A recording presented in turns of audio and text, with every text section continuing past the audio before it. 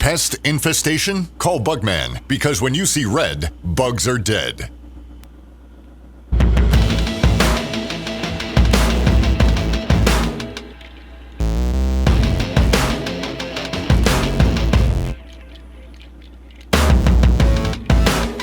All right, it is Sunday, September the 14th. We have been doing these little recaps on Sunday for the last few weeks, and seems to be people like them, so we'll continue them when we can. And we can. This is a little later than normal. I was out of town, but I got back and walked into some news. So we'll have a recap. Virginia Tech is fire and pry and all that good information. We'll go into that. We'll see where we were right, wrong, and the look ahead for next week. So let's get started for week 3. Week 3, which is actually week 2 for Roanoke College. They won again. They're 2-0. Congratulations to Roanoke College. Man, that's big. Coming out 2-0. You've got, I believe they have Gaudet next week, and then 2 weeks from now they have the elephant in the room, if you will, Randolph-Macon. So that's cool. That is good. Good job, Coach Titus, bringing the kids, being 2-0. That's big time for your first year out. Where we were right, where we were wrong this past week, well, let's just call it what it is. It was a terrible week. We were basically wrong on everything. I don't know. We just kind of misread lines, and we got hit with 2 or 3 hooks that got us where we do the 3.5 to 3, and some of those had come down where I had the 3.5. It came down to 3, but I did this one this week a little early. I did it on Wednesday because I was going to be out of town Thursday through today. So, no excuses. It was bad. Where we were right with the Miami Hurricanes in South Florida. That they did not let that line move off 17.5 for Miami. In the week prior to 17.5 for UCF, they were getting UCF was getting 17.5 versus Florida the week before. So that was definitely a Vegas line. They left it there. They said, hey, we're going to throw this up there and do it again. And we took Miami, and Miami destroyed them. So that was a win. We also took A&M. Man, that was a good game last night. I sweat too much and chewed too much of my fingers, but really good game. I know people are going to talk about holds here and holds there. You know, it is what I mean. The play before the last play where there was a hold, I mean, there was a phantom hold on the return for a touchdown on a kick. So I always say this. I'm big on this too. It's one play doesn't make a game, and I don't think one play made a game here. Both teams played well. Notre Dame is 0-2. I don't know that they're out of the picture, but there's the room for error is 0. A&M, that's the first time they've won on the road versus a non-conference in quite a while to a highly ranked team. So that's good for them. Good for me. I'm a fan. And then the look ahead.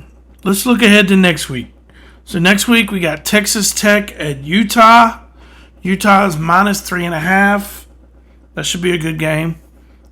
Auburn at Oklahoma. Oklahoma's only 4.5-point favorite. I'd probably lean Oklahoma at this point. South Carolina at Missouri. Missouri's a 3.5-point favorite. Florida at Miami. Miami's an 8.5-point favorite. I'd probably lean to Florida if that stays an 8.5. Illinois at Indiana. Indiana's a 4.5-point favorite. And JMU at Liberty, that's the big game this week around here. JMU -11.5 is the early line. So that kind of gets you prepared, shows you a little bit about next week.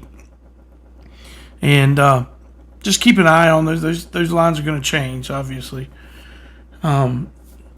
Now, Virginia Tech, the news has come out by 2 o'clock today that Virginia Tech is firing Brent Pry, and they are putting Philip Montgomery in as the possible coach, interim coach. That's what I'm seeing. That's what I'm reading. If that changes after this, then obviously something else has changed. But that's what I've read. Listen, I get it. I understand. But I would just say this, okay? Everybody wants to call for people's jobs, and I get it. The ODU debacle last week's second half debacle, I get it. But let me tell you what you're getting ready to get into, Virginia Tech fan. Like, you want everybody fired. Okay? First of all, I would say this. You don't want that athletic director hiring another football coach. He's had 2 chances and failed. Now we're going to let him hire the third coach? I just don't know that makes sense. Excuse me. I think I would have went the AD route first, and let the AD hire their new coach, and maybe that's happening as we speak. This might be premature. They might be doing that. I'll just say this. They said you had no money. I mean, he's up there complaining about you had no money. Well, you gotta pay Brent Pry $6 million now. I mean, if they do get rid of the AD, that's $1 million, so there's $7 million.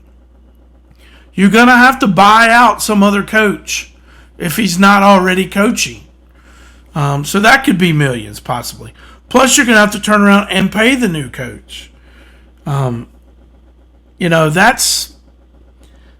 tough if you don't have any money. I mean, maybe you find some coaches out there, some names to think about. Coaches that maybe aren't coaching right now. Jimbo Fisher. I'm just going to tell you as an A&M guy, don't do it. But he's out there.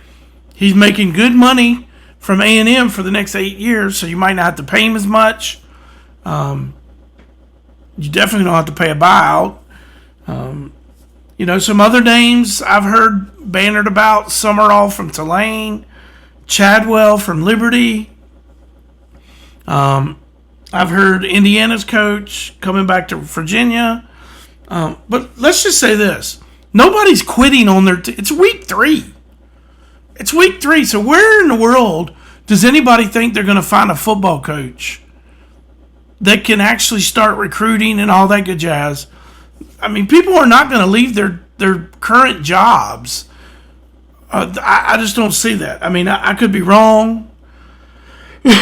Maybe a coordinator would if you hire a coordinator. So maybe you go after the Commanders, Cliff Kingsbury. I don't even know if he wants to come back to college, but he was in college and then he went to the NFL and he was Arizona's coach for a while. So I don't know if he wants to continue in the NFL or if he would be interested. But you're gonna have to get somebody like that. You're gonna have to get a offensive coordinator or something like that that's in the middle of this. Seems like they're going to let Montgomery be the interim coach.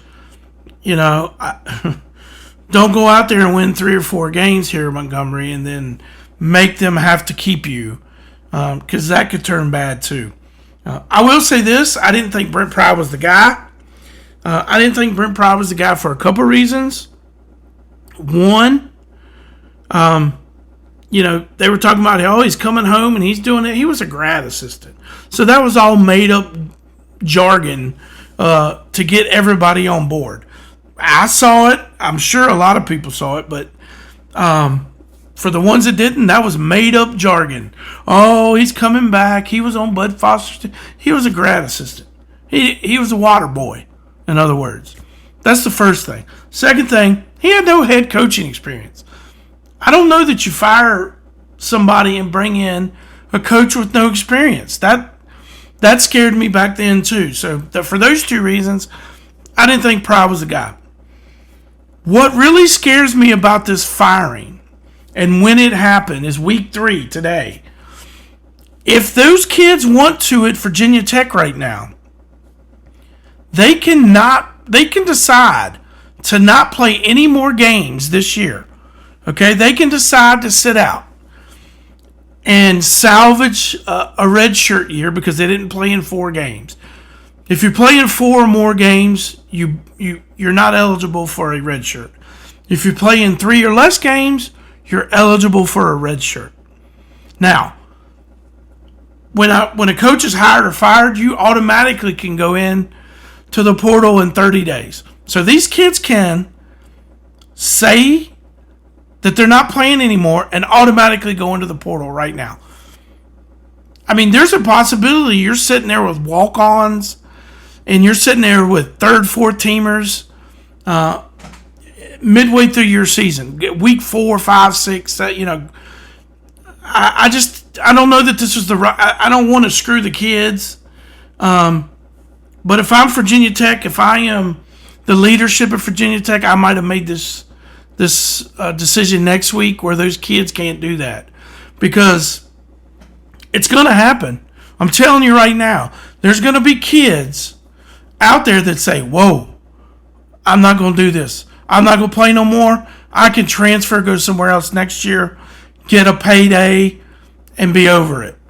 That's what scares me about this particular time frame of when they're doing what they're doing.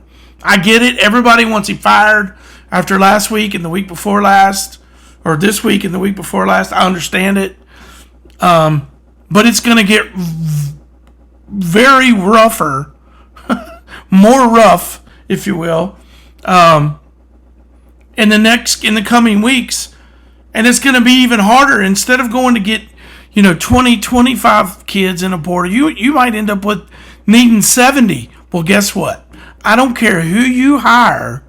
If they got to go get 70 kids and you don't have a lot of money, boy, we're in a black hole. So that's what scares me, is the whole eligibility issue.